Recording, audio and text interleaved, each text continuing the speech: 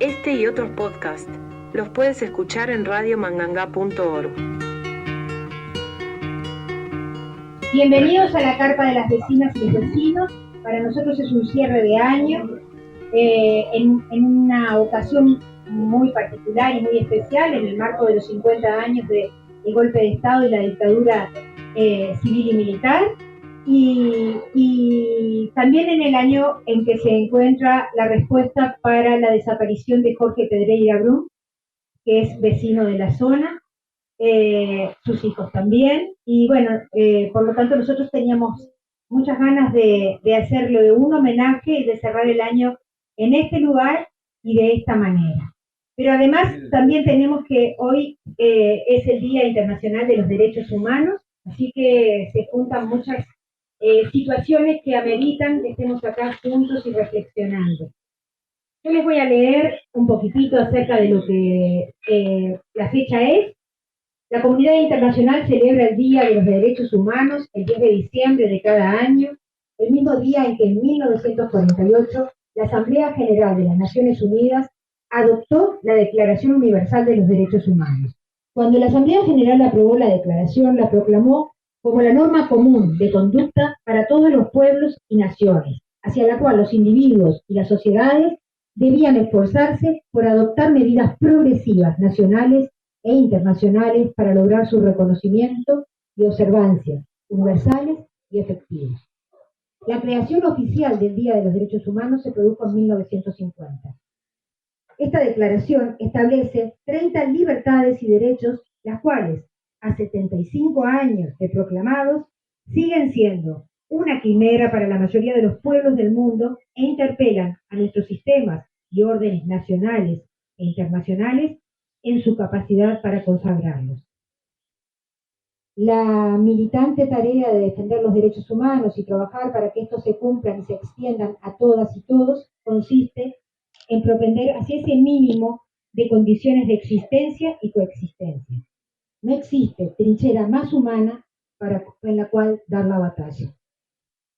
La justicia se expresa en el ejercicio de estos derechos y en la reivindicación del acceso a ellos por parte de todos los seres humanos, en el estrecho control de quienes nos gobiernan, para que hagan los máximos esfuerzos en garantizarlos, en la educación y en nuestros corazones abiertos para reaccionar y accionar para defenderlos. Entendemos que esta fecha es inmejorable marco para homenajear a un vecino de esta comarca, detenido o desaparecido durante la dictadura civil y militar y recientemente hallado. A 50 años de la huelga general, del golpe de Estado, cerramos el año con esta actividad en nuestra carpa, que pretendemos albergue los derechos y los sueños del colectivo. Nos acompañan los hijos de Jorge, Alicia y Eduardo, vecinos también de nuestro balneario, quienes nos ayudarán a descubrir quién era este compañero y las circunstancias de su desaparición y posterior hallazgo. Jorge Pedreira Brum era camionero, casado, con 2 hijos. Estaba afiliado al Partido Comunista del Uruguay desde 1944. Por su militancia, fue electo edil del Frente Izquierda de Liberación Fidel del Frente Amplio en el 71 en Maldonado. En 1974, luego del golpe de Estado, emigró a Argentina. En los primeros días de junio de 1978, salió de su casa de Paso del Rey, Moreno, a acompañar a un amigo al ferrocarril Sarmiento y no volvió. A su familia, esposa e hijos que lo buscaron incansablemente se les respondió en comisarías y dependencias de la Policía Federal Argentina que no se contaban con datos sobre su paradero. En octubre del año 1982, el Centro de Estudios Legales y Sociales, CELS, junto a otros organismos de derechos humanos de Argentina, se presentan a la justicia de ese país para denunciar enterramientos de cientos de personas detenidas desaparecidas como NN en el cementerio de Granburg, que fue inaugurado en el año 1976. En febrero de 1984, por orden del Juzgado Penal de Cuarto Turno de la localidad de San Martín, provincia de Buenos Aires, Argentina, se exhumaron más de 120 cadáveres sepultados como NN en un sector del cementerio de Granburg. Según datos oficiales, hasta el presente, solo 9 de las personas enterradas en esta condición pudieron ser identificadas. Se constató que Jorge fue asesinado y se expidieron partidas de defunción con datos apócrifos que sugerían que el fallecimiento había sido en un accidente ferroviario que nunca existió. El 11 de julio del 2023, investigadores de la Institución Nacional de Derechos Humanos, madres y familiares de uruguayos detenidos desaparecidos, los hijos y nietos de Jorge, informaron en conferencia de prensa que a partir de los estudios documentales se tenía la certeza de que sus restos se encontraban en esa fosa común. Una búsqueda de 45 años se cierra. Los hijos y nietos encuentran una respuesta largamente ocultada y los uruguayos todos confirmamos que fuimos víctimas de la infancia de la desaparición como herramienta para desmovilizarnos y fragmentarnos. Vecinas y vecinos por la memoria quiere hoy abrazar a la familia de Jorge, homenajear su memoria y transmitirle a la comunidad a la que permaneció que uno de sus hijos hizo ser borrado, enterrado, invisibilizado, pero en nuestra lucha y resistencia se erigió en un familiar de todos nosotros. Nunca más terrorismo de Estado. Nunca más.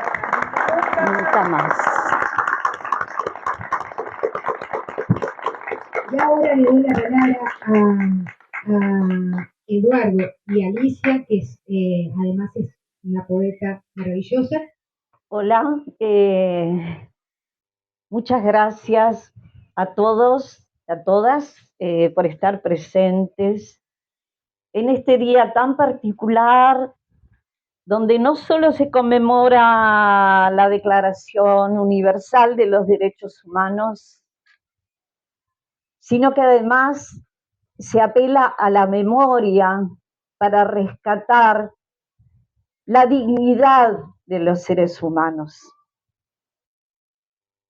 de los desaparecidos, como el caso de mi padre y los demás compañeros que están acá.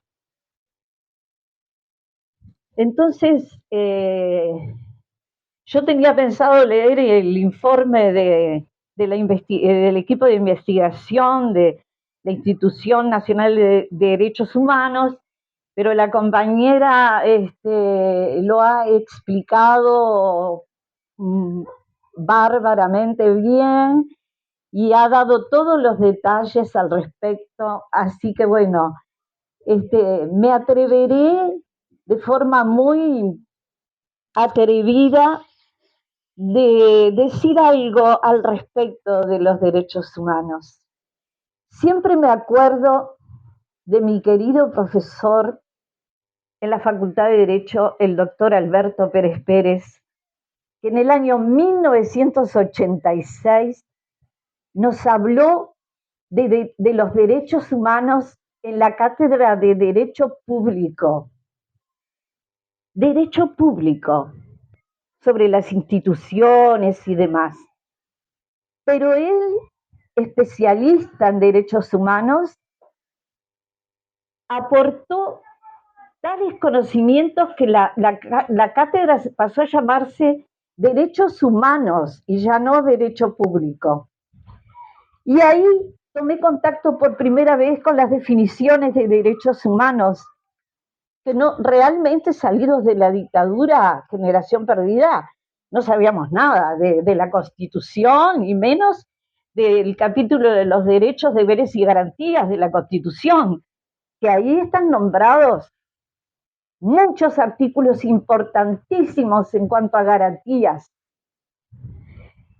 Y bueno, y entonces me atrevo a dar una definición. Me parece que los derechos humanos son parte del acervo de los pueblos, fruto de las luchas, de las conquistas, del sufrimiento. Porque si vamos más atrás en la historia, ya en la Revolución Francesa, con aquellos principios de libertad, igualdad, fraternidad, ya se empezaba a plantear por primera vez. Luego pasó, por supuesto, que se atropellaron los derechos humanos muchas veces a partir de ahí, ¿no? Inclusive, a partir de la declaración de 1948-1950, también hasta el día de hoy los derechos humanos son atropellados en todas partes del mundo, desgraciadamente, ¿no? Entonces, yo me pregunto,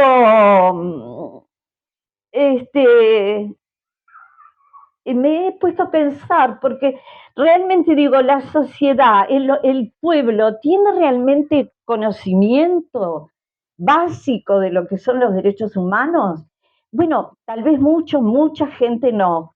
Entonces, ¿qué hace falta? Educación en derechos humanos. Yo sé que hay planes de educación que se implementan a nivel de la educación formal y también de la informal, ¿no? En organizaciones, grupos y demás. Pero digo, hasta qué punto llega a conocimiento de todos? ¿Ah? La Institución Nacional de Derechos Humanos, por ejemplo, da cursos por Zoom, que están fantásticos, ¿no? Y bueno, en realidad lo que voy a hacer ahora es leer unos poemas que hice pensando en mi padre.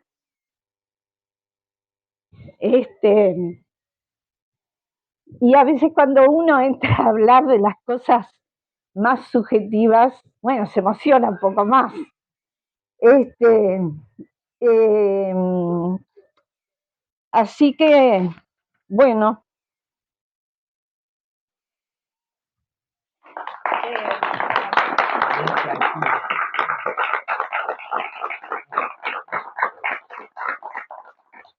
Así que educación en derechos humanos creo que tiene que ser la consigna.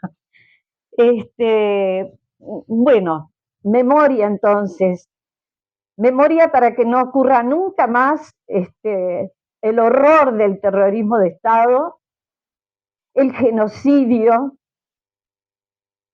el atropello, las torturas, porque parte de los derechos humanos está el derecho a la no tortura, a la libertad de expresión, a la libertad del ser humano de autosustentarse en un Estado de derecho donde la obligación del Estado es dar alimentación a sus ciudadanos, salud, vivienda, seguridad social y todo lo que significan los derechos humanos.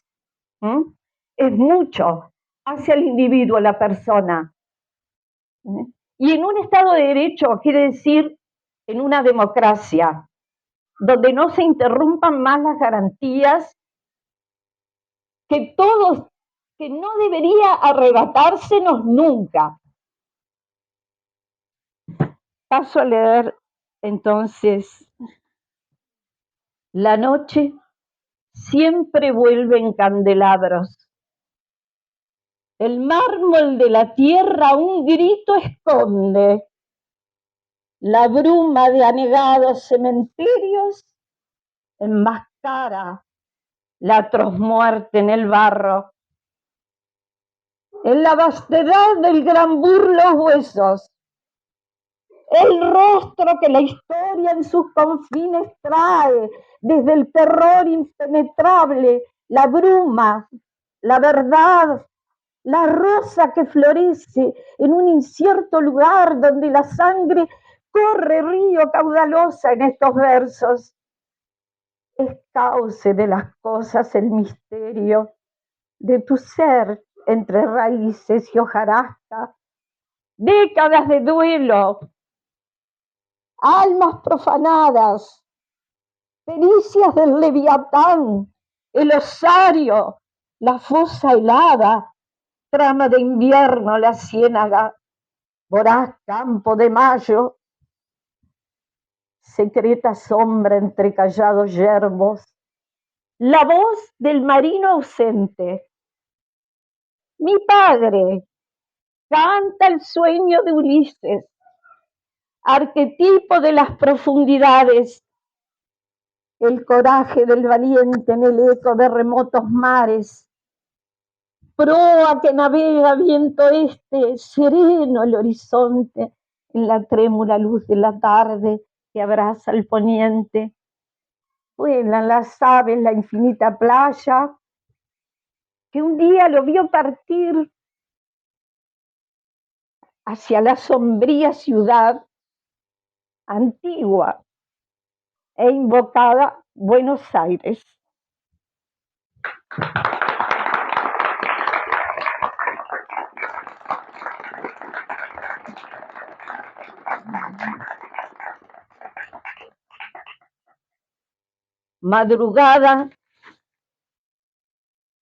Madrugada de junio, entre araucarias. La agonía de la pena cubre cuerpos sobre el cráter de odio de los bárbaros. Hay surcos de dolor sobre la tierra, heridas de cemento junto al campo, torrentes de sangre y flores que guarda la sombra del ciprés solo y callado. Allí tus venas sollozan el fuego fatal del rayo que destruyó tu sagrario, estruendo de metal, trueno homicida, cataclismo de órganos, desamparo. En la fosa canto y lloro en la herida de tus púrpuras ríos destrozados, tu osamenta de raíces humilladas, el duelo constelado de tu muerte en el pozo genocida del barro. Soy la hija de tu cementera vida, que hurga la nada del osario, el lirio de tus huesos hecho polvo en la región sacrílega de restos exhumados. Allí la hidra que vigila el clandestino inframundo de fusiles y barrancos, vigila la sombra de verdugos alacranes en el lodo, traiciones del pantano. Hoy no hay yugos ni cadenas que detengan tus años de hierro y fragua en el camino.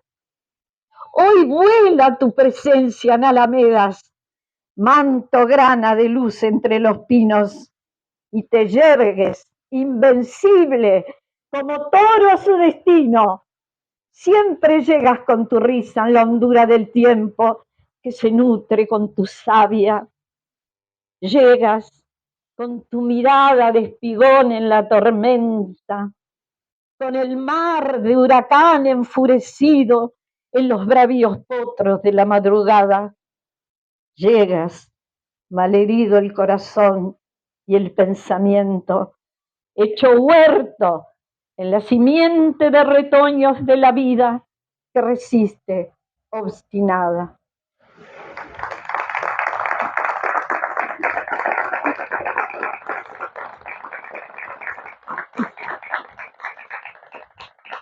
Por la dignidad de todos nosotros y de todos nuestros desaparecidos. No más humillaciones, nunca más. Nunca más, nunca más, nunca más. Nunca más.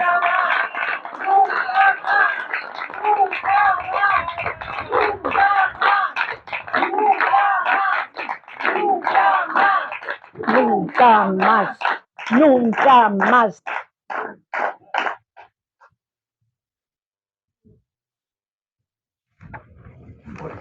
Buenas tardes a todos. Este es un homenaje a mi padre y a todos los desaparecidos del Uruguay, estamos en el mundo entero, que se agradece. Todos los que están acá, los que han venido, los que no han podido venir, no importa. Están tratando de recuperar un cacho de memoria de nuestra patria y del mundo entero. Porque a diario desaparecen personas en el mundo. A diario hay guerra, a diario los hombres se matan, los mandan matar, mejor dicho. Y van en aras de no sé qué, algunos en aras de dinero. En una sociedad que, como mi hermana, yo me preguntaba, ¿qué nos pasa? ¿Qué pasa en la sociedad? Entonces, también escuché atentamente a la compañera que nos habló de la Declaratoria de los Derechos Humanos, ¿no es cierto? En el año 48. Y también mi hermana recordó la Revolución Francesa. Libertad, igualdad y fraternidad. Claro, muchos o casi todos o todos sabemos qué pasó con la Revolución Francesa. Y en el año 48, con la Comuna de París, masacraron más de 1000 obreros. Y cuando los obreros protestaban en Chicago porque querían trabajar 8 horas de trabajo, los mataron a 8 sin causa, les inventaron algo y los mataron, y por eso se festeja hoy día el 1 de mayo, que hasta el nombre le han cambiado, porque ahora hablan en Argentina del Día del Trabajo, del Día de los Trabajadores, etcétera, etcétera, como todo lo que hace la burguesía tratando de ocultar el verdadero motivo de las cosas. Y acá hay mucha gente, y yo estoy súper agradecido porque nunca imaginé, después de haber pasado 45 años, que esto podía suceder. De los retratos que están ahí, conocí a algunos personalmente. Entre ellos, Carlos Alfredo Rodríguez, un compañero. No militábamos en el mismo partido, pero bueno, éramos amigos de niños. Y yo fui muy amigo de su madre y de su hermana, que falleció hace poco. Una gran luchadora, Amalia Mercader, para la que pido un fuerte aplauso.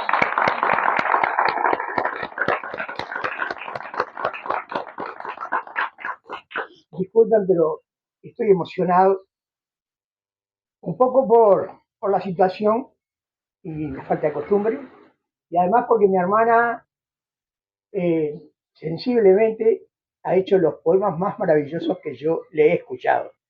Tiene varios, pero bueno, estos son para mí, y se lo dije una vez, los mejores, porque, claro, salen de lo profundo del corazón.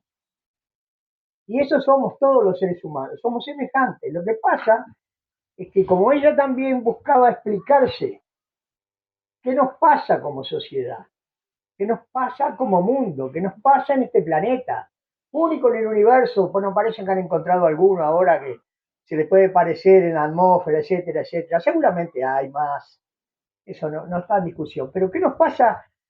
¿Por qué esta lucha salvaje? ¿Por qué nos matamos?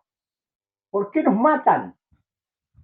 Y entonces, una respuesta que yo desde pequeño sabía, pero que no comprendía muy bien, se ha ido perfilando cada vez más en mi acervo cultural y tratando de entender.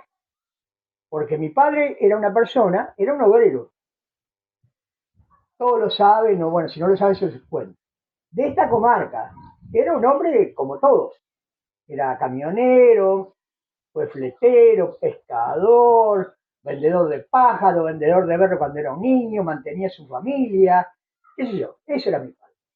Jugaba al fútbol, cantaba bien, sí, también. Muy bien. Muy bien.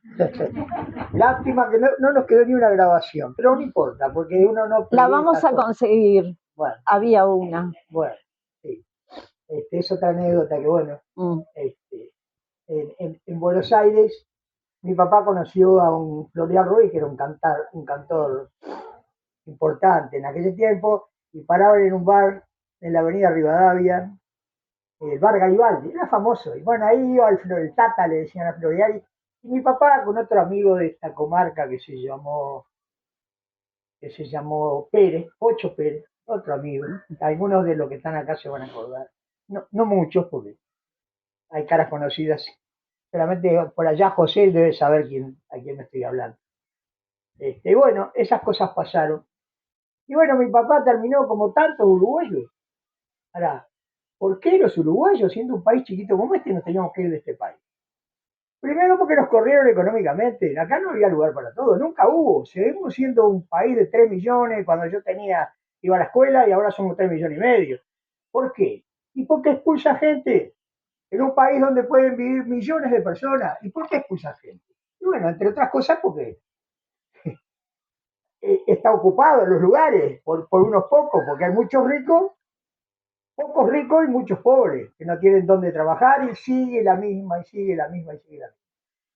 Y entonces yo buscaba en mi ignorancia y en mi querer explicar qué había pasado, que un hombre desapareciera de esa manera, y nunca pensé, lo he dicho otras veces, porque mi padre estaba desarraigado y su militancia política, que la había tenido y muy fuerte dentro de lo que cabía en aquel pueblo, estamos hablando del año 44, creo que es la primera ficha que le pone, ¿no? Sí. Y me contaba mi tío Carlito, también, todos éramos comunistas, menos el abuelo que era ballista, pero que se hizo comunista con 10 que había acá en el pueblo. Me acuerdo de un pintor que se llamaba Marci y otra gente, Kiriasi, que era un griego y qué sé yo, y tantos otros, ¿no? En este pueblo. Y bueno, yo me acordaba de eso y digo, ¿por qué ficharon a mi padre en aquel tiempo? Bueno, después del año 47 también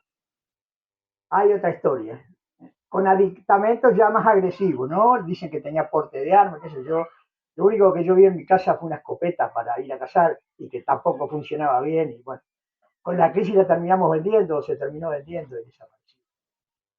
Y después en el año 60, disculpen si el relato es inconexo, en el año 60 acabamos de descubrir que había un informe de inteligencia. O sea, había esa denuncia y había un informe de inteligencia militar donde mi padre, que era camionero, fletero, que no tenía militancia política activa, que sí era comunista y peleaba por las ideas de izquierda con el que fuera.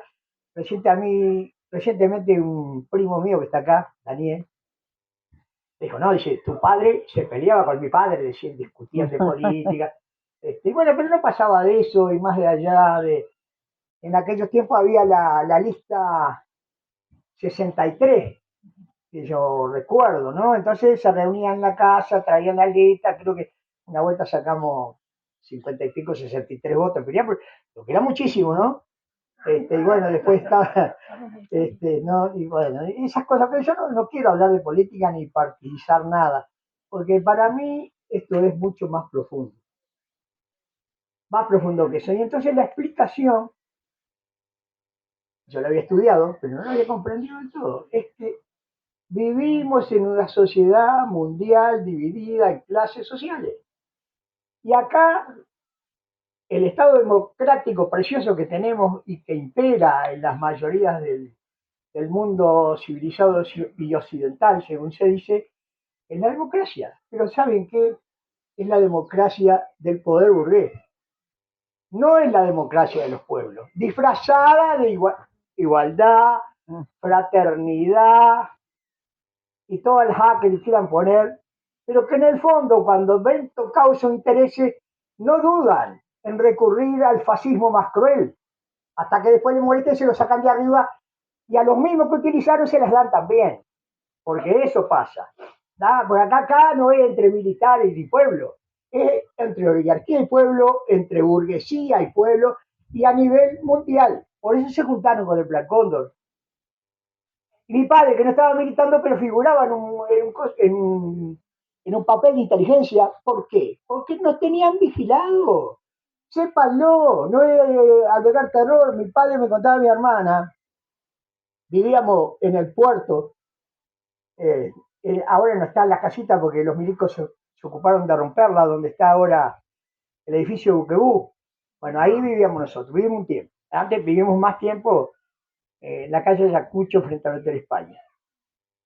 Y bueno, ahí apareció un señor una vez y le pidió permiso a mi padre para comerse un asadito en la enramada, de partir con él y qué sé yo. Y mi padre cuánta persona había por la calle en el camión, lo traía para las casas. ¿Tá? Y lo sentaba a la mesa y aunque la pobre vieja, su madre o mi madre, tenía que hacerle comer para todo, eso le interesaba, porque se funcionaba así. Así era, mi abuelo nos había enseñado. Y no solamente porque éramos comunistas o no éramos, era cómo funcionaba la sociedad en la mayoría de los hogares, teníamos esa impronta, ¿no? Donde nadie más que nadie, parafraseando a algún político, que lo dice de boca, pero yo lo viví. Nadie era más que nadie. En aquel tiempo que, claro, si cuando iba al liceo y no tenía campeones buenos, o no tenía una campera como la gente, ¿no? O era hijo del verdulero, como una vez me dijeron, no era lo mismo, pero bueno. Pero estudiábamos, igual estudiábamos. Sí. Claro, estudiábamos, sí, pero ¿sabes por qué estudiábamos? Porque los burgueses necesitan también gente preparada, ¿tá? No es solamente. Y lo que parece dádiva de la burguesía no lo es, ¿no? Es conquista de la clase obrera, que eso es la otra parte. Bueno, le sigo contando a mi papá, perdónenme si la hago larga, y un día desapareció, desarraigado ya, por todo lo que habíamos pasado, porque se había fundido, había llegado a tener 3 camiones nuevos y no le quedó nada. Yo ya estaba en Buenos Aires hace rato, había venido, había vuelto, había militado en el 71, me salvé en Ancalpiojo, porque con mi mismo padre me terminé peleando un día arriba por el camión, qué sé yo, por Chauchi Palito, y me fui para Buenos Aires, porque acá no tenía trabajo, y eso me salvó la vida o no sé qué, porque todos mis compañeros, algunos de, no sé si hay alguno acá, fueron cayendo de a uno, o torturados, o se fueron al exilio, de distintos signos políticos y con distintas formas de luchar, pero eso no interesa ahora, porque el ideal era el mismo, era lograr una sociedad más justa.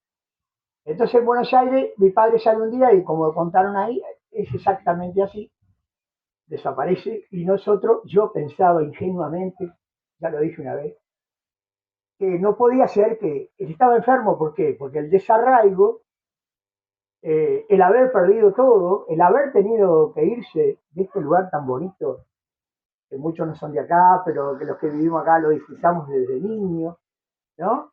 Le había provocado eso y estaba mal, no tenía trabajo, se había fundido en lo poco que había empezado y bueno, era difícil sobrevivir, yo trabajaba, bueno, con mi sueldito nos manteníamos todos, etc. Y la gran compañía de mi madre, la que debo de nombrar, porque pese a todo, nunca dejó a mi padre y siempre, y no se volvió a casar después que él desapareció, lo que es un mérito, y también ella provenía de un hogar, era de acá de Piriápolis, la familia Ripoll, bueno, mi abuelo había venido de Altea, como tantas historias que hay acá en el pueblo. Bueno, eso pasó, entonces yo no podía entender que se hubiera perdido y le hubieran agarrado los milicos y le hubieran metido un tiro en la cabeza, porque digo, no, es que se perdió mi papá, porque no me entraba en la cabeza que alguien podía, un hombre perdido, ¿no es cierto? Tenía 56 años para cumplir 57, estaba más viejo que yo, que ya tengo 74, y se le notaba el deterioro. Un frío esa noche, y salió y era muy porfiado, y ya, eso ya está, no tiene remedio.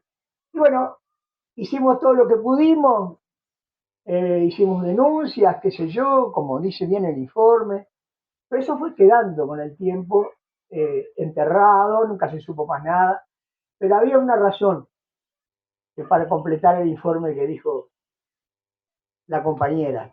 Lo habían enterrado en un cementerio donde enterraban mucha gente, más de 120, en unas fosas comunes. No, comunes no, de Asai los habían enterrado.